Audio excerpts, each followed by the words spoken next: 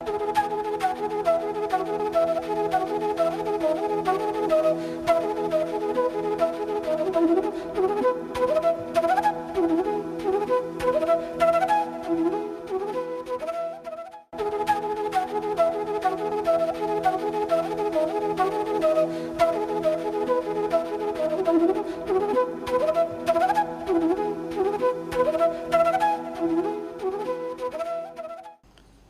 afternoon. Welcome to EduSet Network.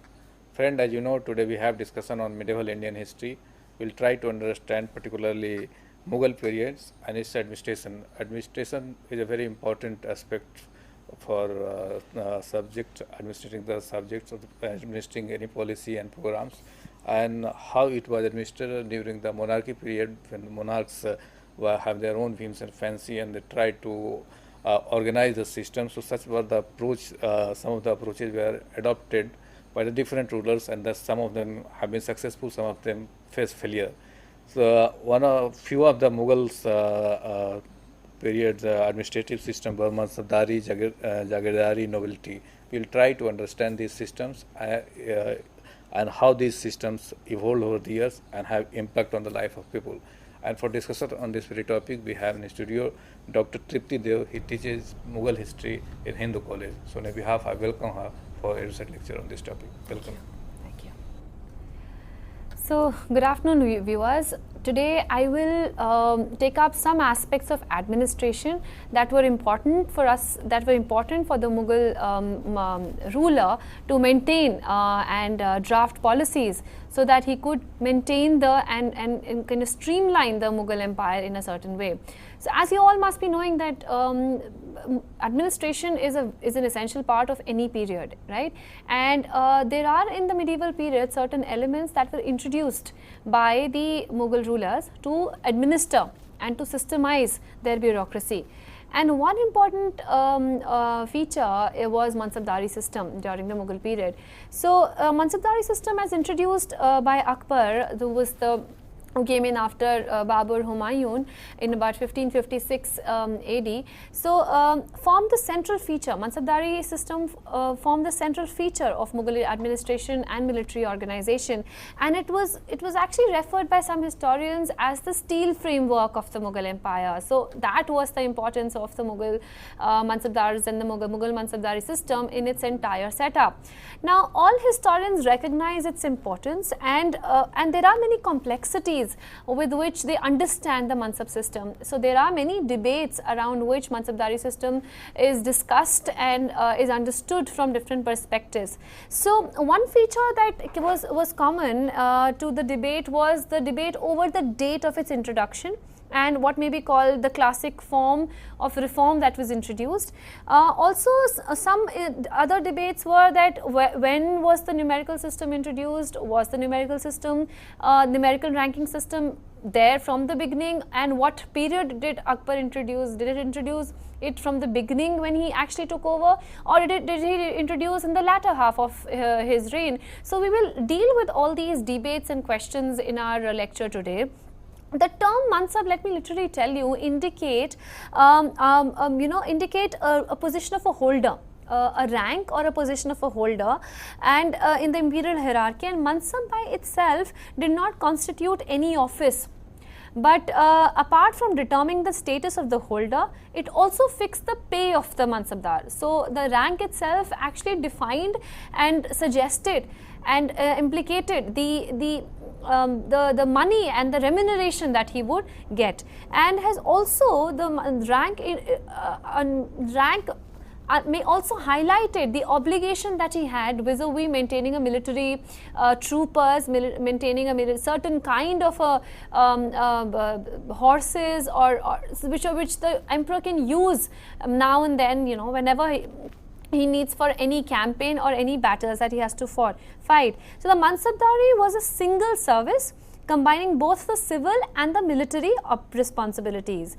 And by the time of Akbar's death, which is 1604, Mansab became a dual ranking system. So let me just highlight what this dual ranking system was.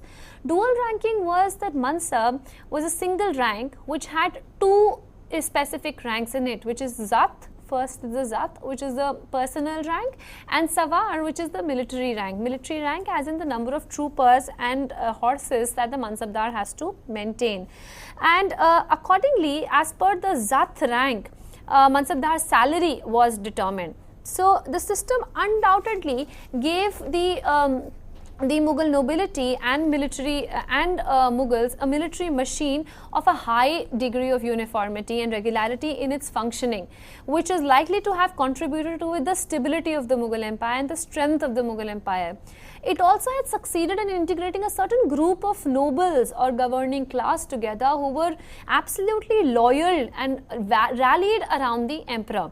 The position of the Mansabdar, as it depended completely on the rank that he had, and this rank was actually given by the Mughal emperor. So this personal loyalty was extremely important and was a driving force for the Mansabdar to stay and stick to what the Mughal emperor said. So there was a personal factor which was involved, and also we cannot deny the merit according to which the Mansabdar was given a certain high rank or a low rank. All the Mansabdars owed their loyalty to the ruler. They were appointed by the ruler.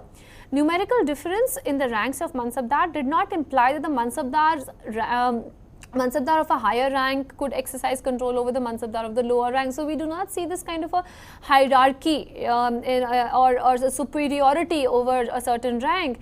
Another important feature was that they always had to render their service, especially the military service, to the state, and especially people who were also rendering services like poets and scholars, sometimes at the time of criticality and sense. At some point of time were also given some Mansab ranks. So therefore, all appointments were made by emperor, and they were also not a very appointments were made vis-a-vis, they were not hereditary appointments. So a Mansabdar loses to be a Mansabdar and cannot pass on his Mansabdari rank to his son. So it could not be transmitted to somebody else or carry forward.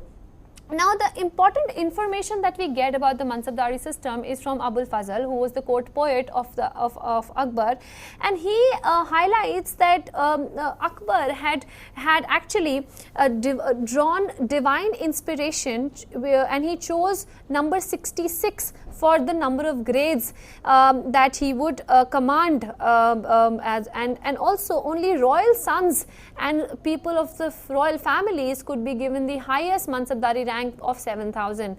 So 7,000 Zat, 7,000 Savar.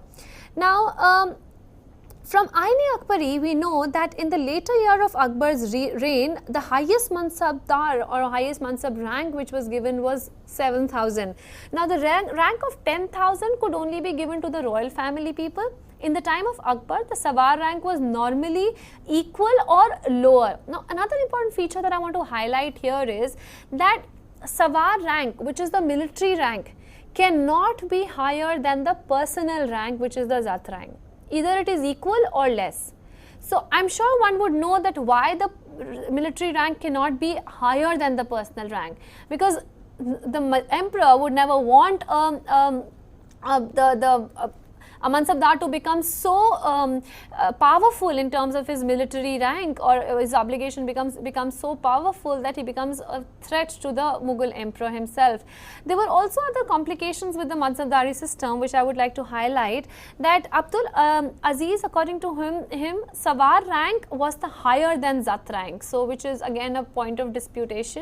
According to Athar Ali, it was a practice that arose in critical situations. So even if for some periods the Savar rank was higher than the Zat rank, it was just conditional.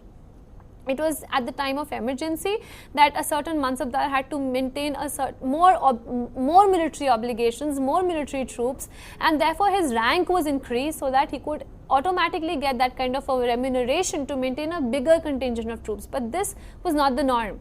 This was just conditional, and in fact it is Athar Ali who highlights that it was not a norm, and it was conventionally the Savar rank was always lower than the Zat rank, and it was only at the time of special conditions that the Savar rank could be increased. But once the conditions subsided, the emergency situation, it was taken back. So it was a system of conditional rank or masurat that was added to the Sawar rank at the time of emergency. It was given sometimes in view of the service required of a particular officer appointed at a particular post. When he was transferred from that post, the conditional rank was normally cancelled. So again the point that the Zat and Sawar rank either remains equal or the Zat is more than the Sawar rank, but the Sawar rank never exceeds the Zat rank except for the time of emergency or conditionality. Now, if you look at the system of the numerical ranking system, there are many debates that are around that. Salaries were generally arbitrarily given before Akbar introduced the dual ranking system. Before that, salaries were to the Mansabdar were given in a very arbitrary fashion. Now, then in the 11th regnal year, around 1566-67, Akbar attempted that the military obligations of the nobles were to maintain a cavalry troop in accordance to the revenue of their Jagir. In the 18th regnal year, the numerical rank was instituted. So that is something that needs to be highlighted. The nobles were required to maintain horsemen equal number to the number of their Mansab rank. So that is the Sawar rank. The Dag system of branding and the Chehra, the descriptive roles were also introduced in this 18th regnal year.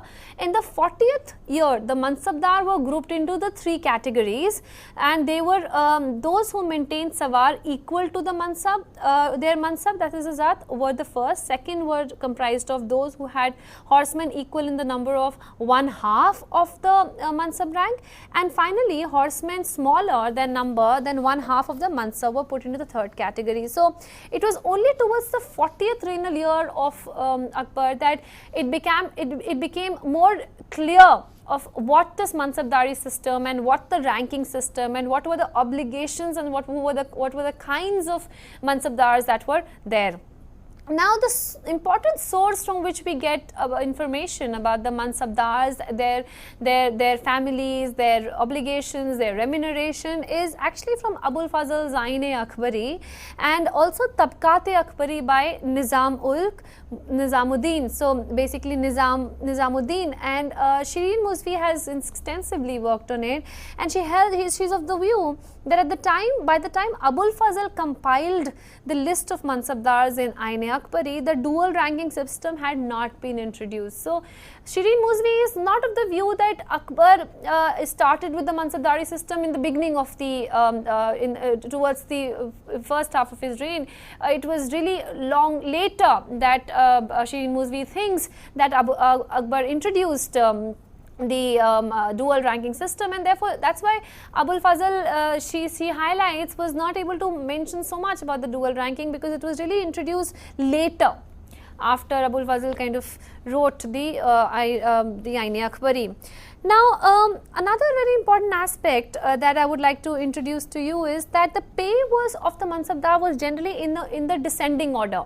So, the pay of these categories were in descending order. The salary for the Sawar rank is not given separately for each rank, and the rate was stated per unit of the Sawar rank. So, I will not go into the details of how the salary was calculated, but Atharari writes that the dual ranking system compelled the Mansabdar to actually maintain a number of troopers, horses and cavalrymen expected of him for imperial service.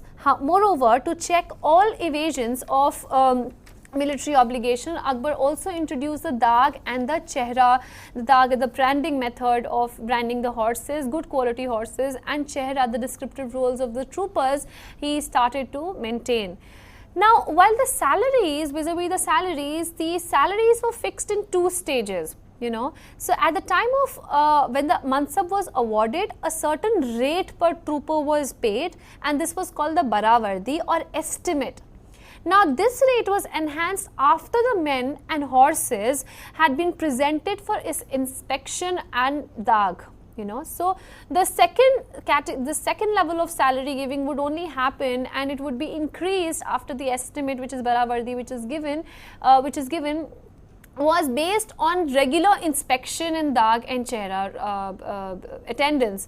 Now, Irfan Habib writes that complex calculations were involved in the second stage, which is the stage of inspection, and the Mansabdar would be entitled to claim a much higher rate of payment than the Baravardi stage. So, many a times the estimate that the Mansabdar got was as compared to later when the inspection was done and his salary was increased, was the later on his salary was much more, and he could add as compared to the levels of money or remuneration that was given at the Baravardi stage. The payment of the Mansabdar, now this is another very important feature, the payment of the Mansabdar was done either in form of land revenue grants, which are called the Jagir grants, or while giving cash. So there were two forms, Nakdi and Jagir grants. So Nakdi is the cash, if you give, one is paid in cash, and Jagir is the Jagir land grants that were given. Now the payment of the Mansabdar was either in form of Jagir or Nakdi. The Jagir was assigned on the basis of the payment necessary for military obligation. The Mansabdar was responsible for revenue collection in his own Jagir. However, the Mansabdar usually not posted in his own Jagir had to appoint officials to actually collect revenue. So Mansabdar personally did not kind of go around to collect revenue, but he had to actually appoint, because many a times a Mansabdar may not be given a Jagir grant, land revenue grant, from which his salary was drawn in the area that he lived. So these were some of the complications that the Mansabdar had to deal with. Now, Jagir was not, the Jagir grant that was given to him was also not hereditary. So it was subject, it was conditioned to his rank again, whether that rank was, the Jagir land grant was equal to the remuneration that he is supposed to get as per the ranking system. It is important to note that all Mansabdars could be Jagirdars, but all Jagirdars could not be Mansabdars. So those Mansabdars who had been given Jagir as a land revenue grant could be Jagirdars, but it's not necessary that all the Jagirdars otherwise who were Jagirdars in their own capacity, because they had long associated Jagirs, ancestral Jagirs, could be given important official rank of Mansabdari in the royal court. So that is a very clear distinction that one should keep in one's mind. Now the question of how Mansab evolved also needs to be actually discussed a bit, and here I would like to kind of discuss what Moreland and Aziz Ahmad says. Moreland and Abdul Aziz says. So they held that the single numerical rank existed before Akbar, and the number directly indicated the size of cavalry contingent that the rank holder was supposed to maintain. Moreland goes on to say that Akbar introduced the second rank only in the 11th regnal year. So before the double ranking system was introduced, historians are of the view that one rank that the Mansabdar got was decided the amount of cavalry or troopers and military obligations that he had to maintain. However, it was Moreland who said that only in the 11th regnal year it became the dual ranking system. Now, Irfan Habib actually supports Kaiser's view, A.G. Kaiser's view is also written. Kaiser has cast doubts on the existence of the numerical ranks before Akbar and argued that the two ranks came in about the 18th regnal year. So he really pushes it further to the 18th regnal year when dual ranking system was introduced. However, Shireen Mozi pushes it all the more further. She says that it was only in the, she says that no numerical rank existed before Akbar or indeed until 18th regnal year, and the 11th regnal year simply saw an attempt to work of the size of the military obligation for the estimated revenue of the Jagir. And according to Shireen Muzvi, neither Abul Fazl or Mutamad Khan, another writer at that point of time, gives evidence of the numerical ranking system. Moreover, Badauni explicitly regards Mansab as a single numerical rank. She says that the Mansab given in Ain are not ranks but single rank. That represented the number of troopers to be mustered and also determined the personal pay. So according to her, only in the 41st regnal year of Akbar that he actually began with the dual ranking system, where the single Mansab became valid for payment of salary and a new Sawar number was given. So Zat would determine the salary and now the additional Savar rank. So it was only in the 41st regnal year that Shirin Muzvi thinks that Akbar introduced the dual ranking system. Now, there were many motives that Percival Spear, another historian, has discussed that made Akbar kind of have this Mansabdari mechanism in the Mughal Empire.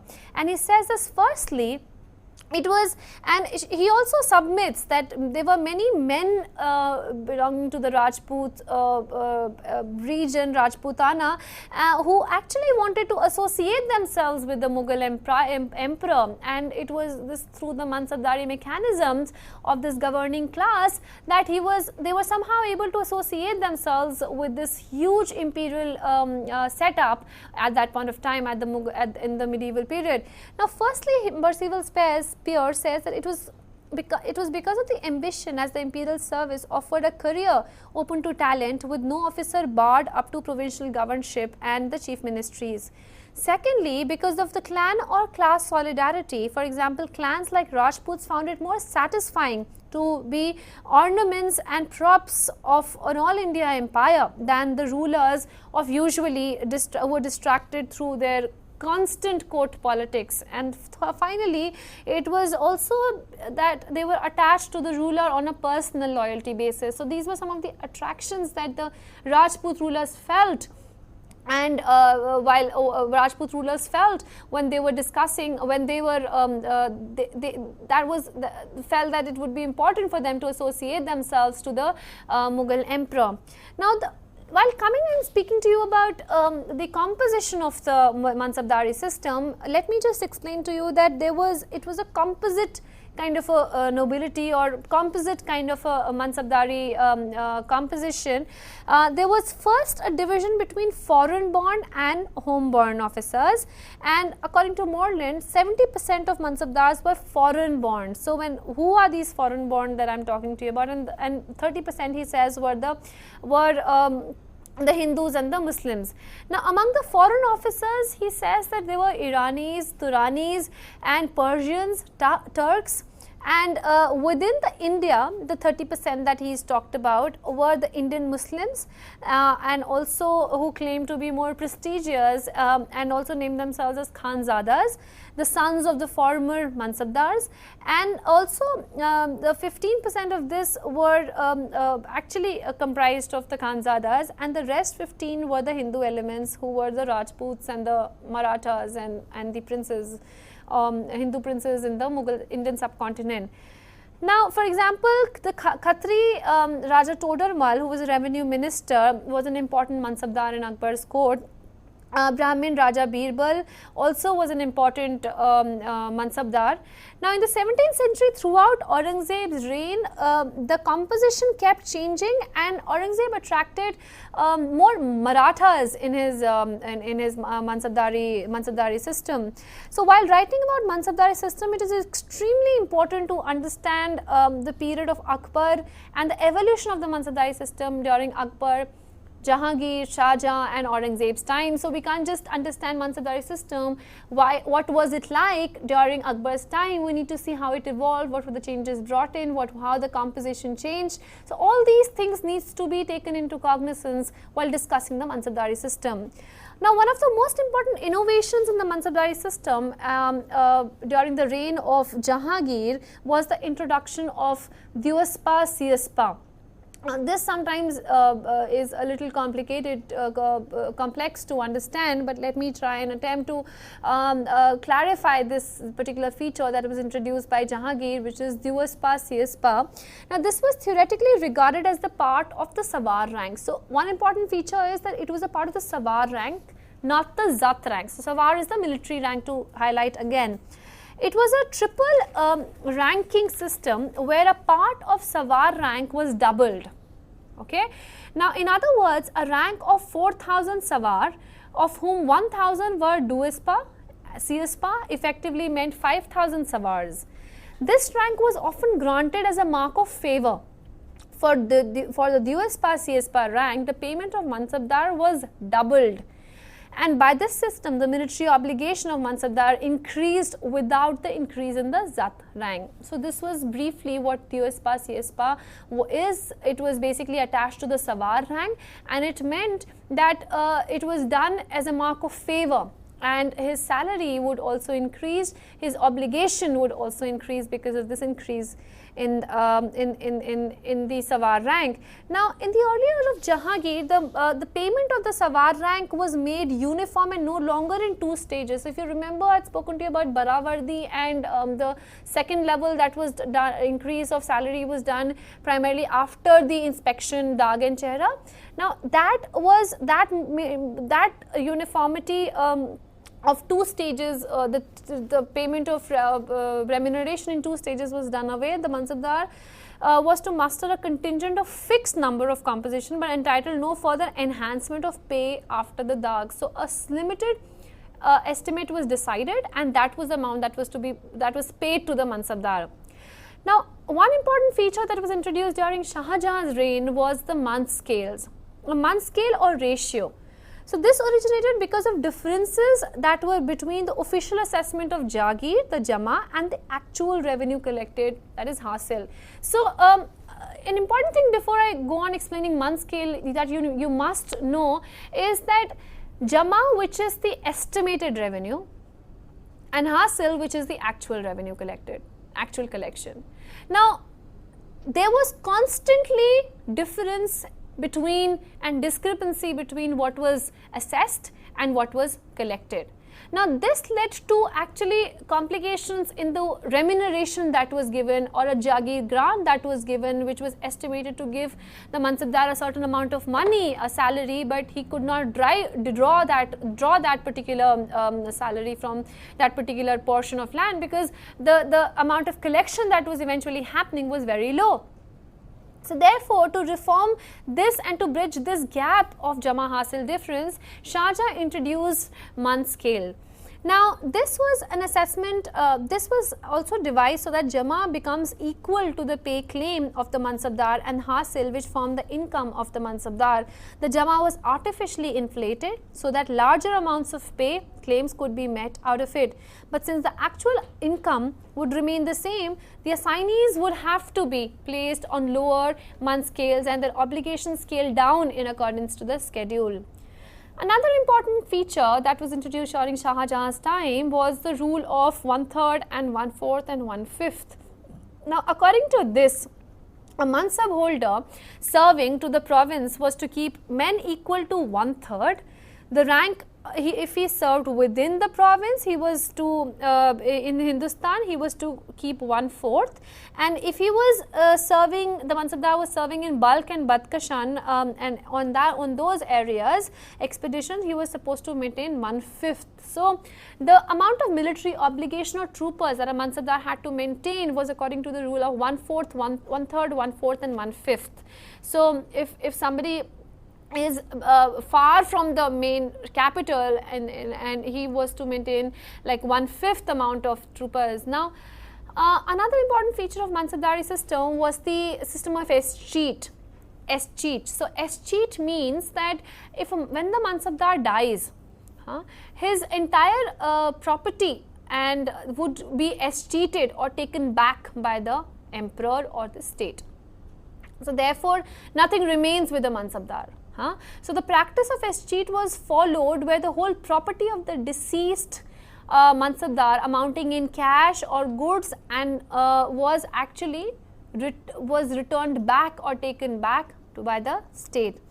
Now, therefore, there were many measures in reality that were taken to reform this particular system. A study of Mansabdari system would also reveal its significance in the Mughal Empire, as it also integrated a certain group of nobles or governing class that were very close to the emperor, and the emperor could work with them vis-a-vis strengthening the administration and the Mughal Empire. It was also some of the merits or some of the good feature, I would say, quote unquote good, in fact, features that I would like to talk about in the Mansabdari system were that it was done by posting a Mansabdar away from his Jagir, and therefore the regular transfers. Now, this regular transfer of the Mansabdar helped the Mansabdar not create his own monopoly or autonomy in one particular region, which was to restrict this. Keep a check on this. The Mansabdar was constantly transferred. This applied only for Tankhwa Jagir. Now, people with Watan Jagirs. Now, here I would just take a moment to explain what was Watan Jagir. Watan Jagirs were basically given to Jagir grants given to Rajput rulers in their own Watan, in their own region. So they do not get Jagir grants as Mansabdars. They don't get Jagir grants, revenue grants outside their Watan. So they get, and therefore they get it in their own Watan, in their own region. So that is broadly the Rajputana region, and there was no system of transfer that was implied or what that was pushed on them. In the Watan Jagirs, the Rajputs were given mansabs and transformed from autonomous chieftains to the imperial officials. Their own homeland was returned to them as Jagirs, which was hereditary and exempted from transfers. Apart from this, another thing that Mansabdari system did was that it gave the Mughals strong basis to military organization. Also, if we understand these high Mansabdar class, who were also referred to as Umara, and Firdaus Anwar has worked on Umara, who were the higher Mansabdars, it reveals that there was no primacy given to a particular religion, race or caste, or family. The higher Mansabdars belong to diverse categories. And so therefore, Akbar primarily did not hesitate in giving high Mansabdari ranks to people not only of his own family but also outside them. So he did not prefer one particular caste or race or family. Shah Jahan promoted deserving personalities from non-political spheres to political positions. During his reign, transfers were made not as a rule but as a necessity, and capable and befitting officials were promoted to higher ranks. There was also minimum limit required in becoming, there was no minimum limit required for becoming Mansabdar, and those who were not capable were not given the Mansabdari rank. Shah Jahan was also cautious of his policy towards promotion of a Mansabdar and towards the Mansab were seen as, some of the Mansabdars saw that once they become a Mansabdar they would be promoted very, very fast, but this was kind of checked by the Mughal emperor that it was not done recklessly. Now, Mansabdari system actually disappeared and faded away with the Mughal Empire's decline, and in fact, there were many problems complexities and problems that it saw in the course of its evolution. So, while discussing some of the features that brought down the Mansabdari or wherein there were problems with Mansabdari system, is first that the problems in transfer system. Now, if a Mansabdar was given a certain territory, a certain Jagir grants, and then after some time he was transferred. So the amount of remuneration that he was supposed to get from there, he had to always depend on a certain official whom he would institute there, and he would collect revenue and take to him. Another problem was the problem that if a Mansabdar was in a particular region during a Rabi crop season, and in the next season he gets transferred, so by the end of the Rabi season, the amount that he has to get, again there was a lot of overlap by and large, and there was a lot of chaos that was created because of the transfer system. Of course, it had its own benefits, but there was also problems and complications in its implementation. Another important demerit that we see of the Mansabdari system is the escheat system. Of course, for the state it was good to have the property back from the Mansabdar, but escheat system created a lot of insecurities among the Mansabdars. So they were not really they did not initiate themselves. There was nothing to initiate themselves in reform activities or to actually reform or take take steps to improve their Jagir or that area because they thought that once they die, anyways the property would be escheated or taken back. And in fact, rather there was more exploitation, because if the Mansabdar was in a certain particular Jagir land was given, there was constant exploitation vis-a-vis to extract as much as they could, because again they would be transferred and they would not be left with their property after they die. So if you really see, Mansabdari system had its own merits and demerits, but it is seen as the steel framework of the Mughal empire. In fact, the Mansabdars, some historian says, were the sword and the pen of the emperor. So both, they were helpful in administering, and also as military officials they supported the ruler. Also, there was no principle of unity among them. The only principle of unity that drove them together as a governing class of Mansabdars or nobility was around the emperor. So once the emperor was not there, there was no reason for them to kind of unite together. In fact, the very framework was shaken. Now, Percival Spear said that the Mansabdars constituted a genuine elite who never developed a personality of their own and owed their effectiveness to the control of the emperor. They were a selected cross-section of the landed aristocrats of India. They neither created the empire in the beginning nor prevented its fall in the end. So again, everything was around the Mughal emperor, and everything that was to rise or decline was seen to be associated with the Mughal emperor. Now, another aspect which is very, very important to understand when we discuss the administrative aspects of the Mughal emperor, the Mughal empire, is the Jagirdari system.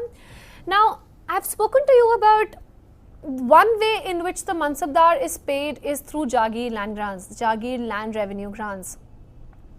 Now, let me highlight right now in another few minutes what was this Jagirdari system and what were the different features of this Jagirdari system.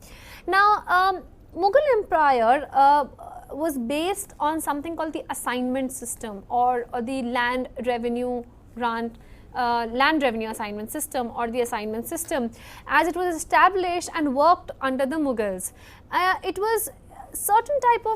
created a certain type of economic order, and the Mansabdars of the Mughal empire received their pay either in cash or in form of assignments. So the Mansabdars who were paid in assignments of lands, the Jagir lands, they were called the Jagirdars. These assignments were known as Jagirs, and the officers, when paid in cash, were known as Naqdi, and those holding assignments were called the Jagirdars. Now, the sources of information that we get about the Jagirdari system is through various financial accounts, through the land revenue accounts and the financial accounts that were maintained in that period. Land was actually divided into many levels of ownership and many levels of control. So, land which was reserved for income only for the crown, as explained, and I am sure most of you would know, was Khalisa. So, land that was reserved for the crown was the Khalisa land, the amount that came from this particular land, the Khalisa land, went straight to the exchequer of the crown. So, that was something that the other lands apart from the Khalisa land was the Paibaki land, the land from which the emperor could give land grants were the Paibaki, but from the Khalisa land land revenue assignments were not given. And those land from which grants were given in form of remuneration to a Mansabdar were called the Paibaki lands. So, from Paibaki lands, Jagir grants were given. So, by far the larger part of the empire was assigned in Jagir. Khalisa covered a very large portion of empire. Not less than 4/5 of the revenue of the empire was alienated to the Jagirdars. had been alienated to the Jagirdars. So a large portion of Paibaki land was reserved from where the Jagirdars could be given land revenue grants. And land revenue grants, why were they given? As a part of the remuneration, as a part of the service that they had made to the state. Now, vis-a-vis the Jagir grants also, there were two kinds of Jagir grants, the such Jagirs, the Jagir-e-Tankhwa or Tankhwa-e Jagir, and this was again Watan Jagirs and Tankhwa-e Jagir. So, Tankhwa-e Jagirs is revenue grants, and Watan Jagir is Jagir which is not transferable, and it was given to the Rajput rulers primarily for maintaining and accepting the supremacy of the ruler, the Mughal ruler. Now, the Jagirdars actually were important components in the Mughal administration, because they did help in actually streamlining the Mughal administration in revenue collection and in many more ways. Now, one problem that the Jagirdars constantly faced was the Jama Hasil difference again. So, there was an acute problem which existed in the early years of Akbar's reign, and this was the Jama was long way from Hasil. Hasil seldom amounted anywhere to full amount of Jama. Adjustments were made sometimes to solve this problem, and the collection happened, if the collection happened below, so if a Mansabdar who has a Jagir, who has been given a Jagir grant and is a Jagirdar, but the amount that he's collecting from that his Jagir, that's amounting, that is low to what he's supposed to get, then he is substituted with some Nakdi, which is cash. So, he is given some additional amount of cash, so that in totality would be equal to the amount of salary that he is supposed to get. Now, Jagirs by their very nature were transferable in its feature. So, no person should have some Jagir for a long period of time. It was the principle, that was the principle of the Mughal Empire, and all the Jagirs except for the Watan Jagirs were transferable, and we get a lot of information from the administrative letters like Adab-e Alamgiri or Nigar-Nama-e Munshi. So, some of the information that we get about the transfer system of the Jagirdars and the Jagirdari system. Now, there were many complications in the transfer system of the Jagirdars. For instance, like I have explained to you before, I would just like to give a little more detail. The Kharif and Rabi crop were of equal value everywhere, but the Rabi and Kharif harvests were hardly of equal value anywhere. The Jagirdars suffered heavily as a result of transfer made in mid-year. Sometimes the assignee was required to collect the previous arrears, and for that he had to engage an agent to collect the revenue, that is a zamindar. So, another element who becomes important in the Jagirdari system is the zamindar. So, even if the Mughal Mansabdars or Mughal emperor wants to get rid away themselves from the zamindars, they couldn't really not do it, because they were such an important element of the entire village system and the entire setup, the grassroots setup of the Mughal, the entire society and economy. The Jagirdar was assigned a Jagir in place that he was transferred to. When Aurangzeb was the Viceroy of Deccan, for example, under Shah Jahan, he on numerous occasions protested against the transfer from northern India, and so there were many problems and there were many issues that were there during Aurangzeb's time, that even when Aurangzeb was the governor and he was sent by Shah Jahan, there were many problems that Aurangzeb faced in his province there, where he was in charge of, and there were many grievances from the peasants of exploitation by the Jagirdar, of the exploitation of the zamindars, and the Mughal emperor constantly reported and wrote farmans to control to urge these governors and these Jagirdars to reform activities and to help the peasants and not exploit them. So, there were defects in the transfer system that I have already spoken to you about, but despite the reforms that were there, Aurangzeb in his some of his farmans, and these two farmans are extremely important, one issued to Rasik Das Karori and the second to Muhammad Hashim. Now, to take care of the rights of the peasantry, there were conditions of peasantry which were deteriorating towards the end of Aurangzeb's reign, and particularly in such areas as Deccan. During this period, Aurangzeb was involved in war and therefore demanded more resource, energy and attention, and his control over the Jagirdar was slackened. In fact, the Jagirdars were not even punished or given or were not even punished, and they were just let away with mildest of reprimands while they were discussing, while they were actually not while they were exploiting the peasants, and the Mughal emperor constantly asked them to take care of the peasants and not exploit them, but that was not the case.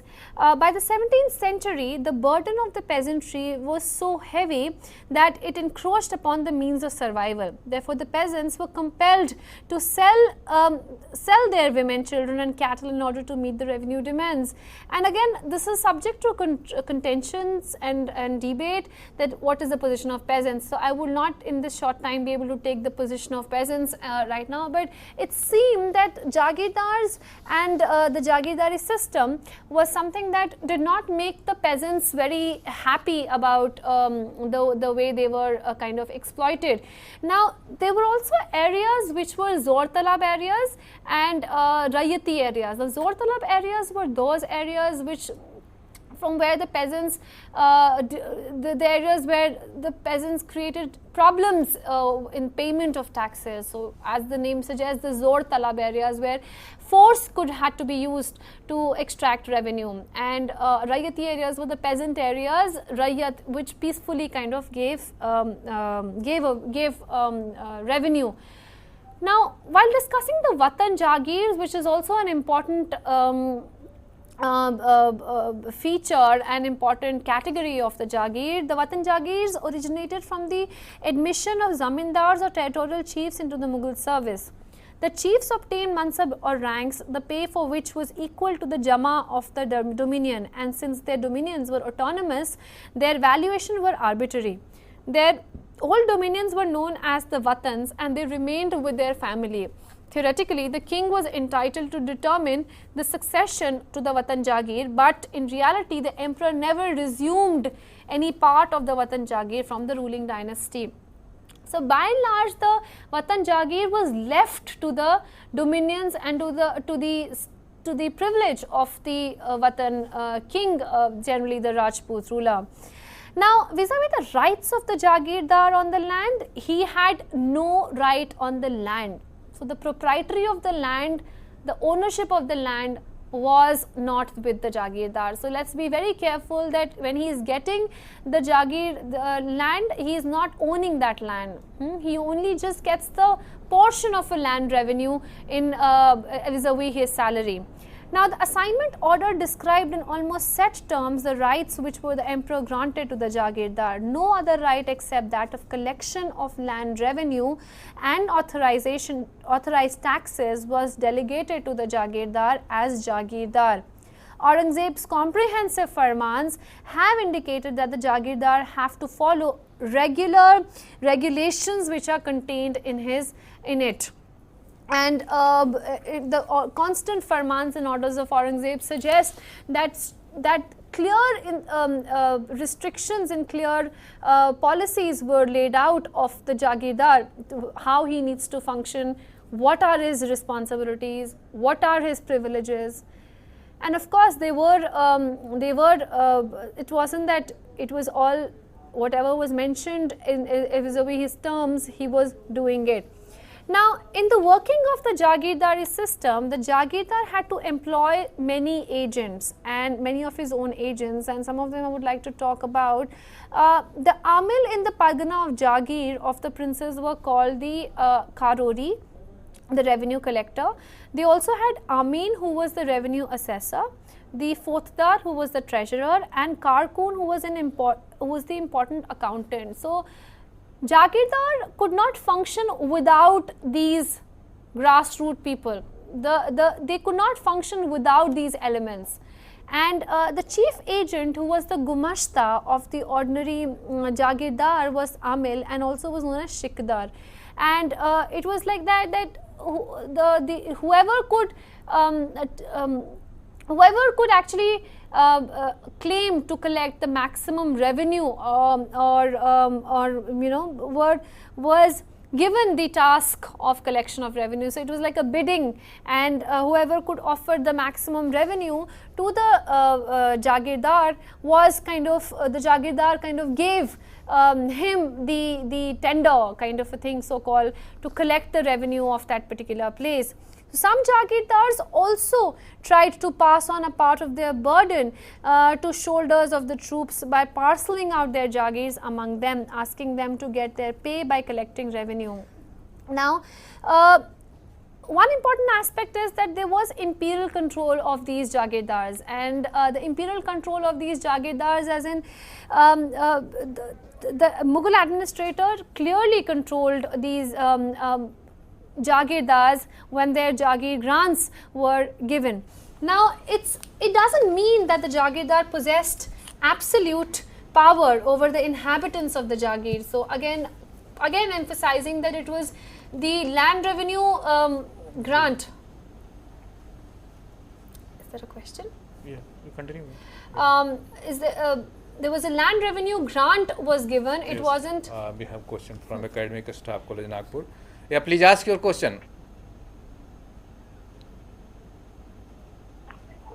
Hello. Yeah, please ask your question. My question is that Yeah. पूछिए. how the accounts are maintained at that time, and is there any procedure for audit? Any procedure for? मेरा question खत्म हो गया. Uh, Hello. yeah, please ask your question. How the accounts are maintained? How accounts that are time? maintained that time? Is there any procedure of audit Okay. at that How- time? Okay, how accounts were maintained, and anything for auditing purpose was there in existence or not during the Mughal period or the Mansabdari system? So there was this department of finance, and Todar Mal was the head of finance, especially during the time of Akbar, Todar Mal, and there was a department of finance, and I think accounts were maintained.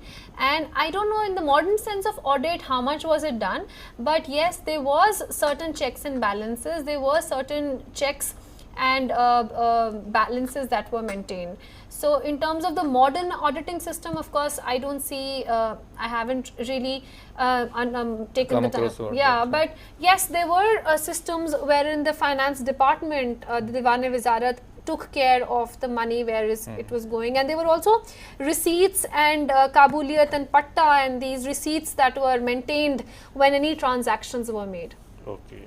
So, but not in the sense of modern, and we can't expect at that Of period course, of of time. course. But yes, there were procedures, and we have records, finance records that are available in different archives. Okay. Let's talk about that. And we have another question from Academic Staff College. Please ask your question. Hello. Yes, ma'am. Hello. Yes, ma'am. Please ask your I would question. like to know the procedure to give Jagirdaris and on what basis? Okay. Procedure to give Procedure Jagir. to give Jagirdaris on what basis? Okay. Procedures to To give. give Jagir and Jagirdari. Okay. Jagirdari system. Vis-a-vis the procedure to give Jagirdari, I think everything depended on the emperor.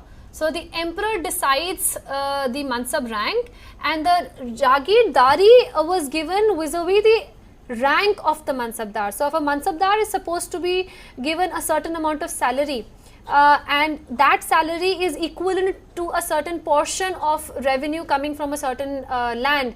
So that was particular land grant was given. So it was done through the Diwan-e-Wizarat, it was done through the Department of Finance, of course, but it was primarily the ruler who decided the rank of the Mansab rank, especially the Zat rank. So primarily the Zat rank, which is his personal rank, determined his salary.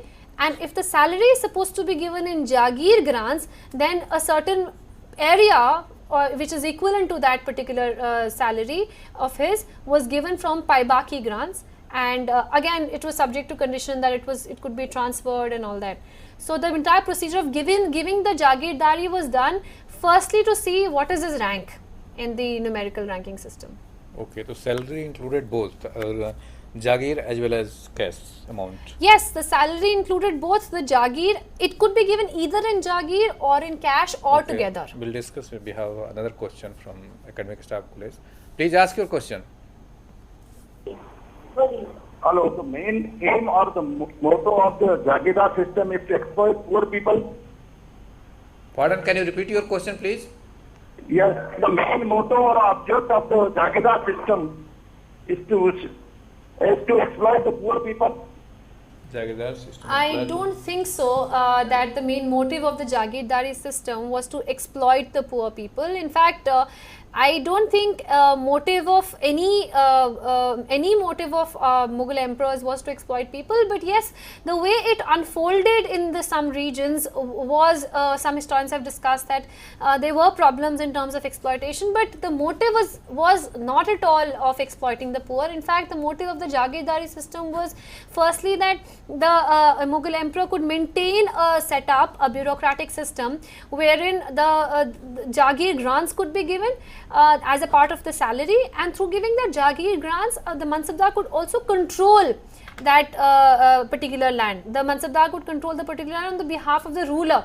So there was a certain stability that the Mughal emperor also maintained indirectly on that particular Jagir and the administration there. So it wasn't really to kind of exploit the poor.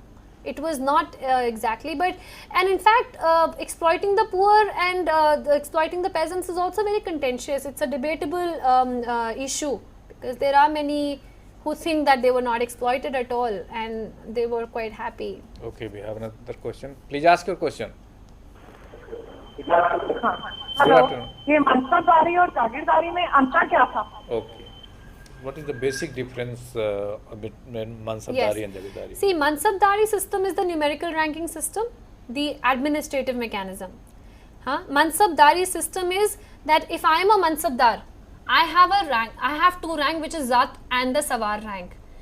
And the Jagirdari system is actually, it's not, it's a mechanism, which is to do with the Jagir grants that were given to the Mansabdar. So Mansabdar who does not get Jagir grant is not a Jagirdar. Okay. Okay, so he is if he's getting a salary in cash, he is not a Jagirdar. He But becomes Jagirdar only because he has a Jagir. But when he gets piece of land, then Piece of land from which he can collect revenue as per his salary. Okay. But it was not, so it is very clear. So Jagirdari system may be a part of the Mansabdari mechanism, but they are not very clearly distinguished. They are quite intricately together. Okay, we'll take one more question and then we'll wind up. Sure. So we were talking about the Jagirdari system more.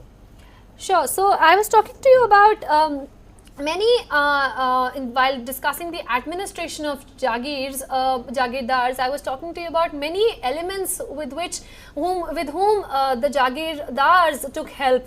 Like for example, the Karoris, the Fotadars, Amins and Karkuns. And in fact, the Kanungo and Chaudhary in Deccan were also very important elements who supported the Jagirdar in revenue collection and administration. So their officers, these officers, like for example the Chaudhary, the Kanungo, were kind of hereditary. So Jagirdar himself was not entitled to hereditary ownership of his land or hereditary ownership of his Jagir or hereditary ownership of his of his rank. But these elements were hereditary, were actually officials who could be passed on to their, in fact the sons could take over and all that. So I would just also like to highlight that Jagirdar and Zamindar were also important, they were important interactions between them, Jagirdar and Zamindars, and it is also a subject to a lot of in fact interesting things that one could study. I would like to end with just highlighting that Jagirdari crisis was seen as the debate that is started by Satish Chandra as one of the reasons for the decline of Mughal Empire. And of course, John F. Richards does not see this as a Jagirdari crisis, and there's a debate on that. So I think this, because it's short of time, I will not be able to take this up in detail. Yes, but probably next time. So, well, friends, we will have another discussion on this very topic sometimes next month on this very topic. So, I hope today's lecture must have got benefited on this Mansabdari Jagirdari system of administration during the Mughal rule. So, with this word, we conclude the lecture. I thank all of you for watching the lecture, and on your behalf, I also thank Dr. Tripti Dev for giving such an insightful lecture. Thank you very much. Thank you.